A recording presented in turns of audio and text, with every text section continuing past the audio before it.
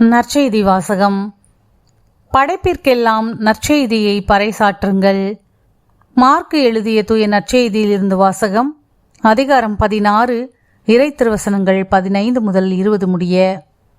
அக்காலத்தில் இயேசு 11 தோன்றி, உலகெங்கும் சென்று படைப்பிற்கெல்லாம் நற்செய்தியை பறைசாற்றுங்கள்.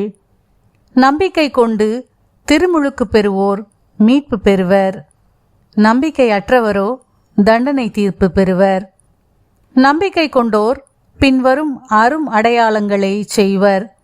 அவர்கள் என் பெயரால் பேய்களை ஓட்டுவர், புதிய மொழிகளை பேசுவர், பாம்புகளை தம் கையால் பிடிப்பர், கொல்லும் நஞ்சை குடித்தாலும் அது அவர்களுக்கு தீங்கு இழைக்காது.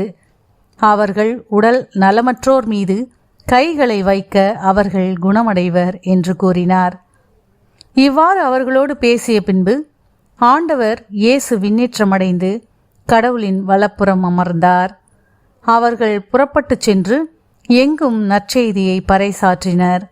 ஆண்டவரும் உடனிருந்து செயல்பட்டு நிகழ்ந்த அரும் அடையாளங்களால் அவர்களுடைய வார்த்தையை உறுதிப்படுத்தினார்.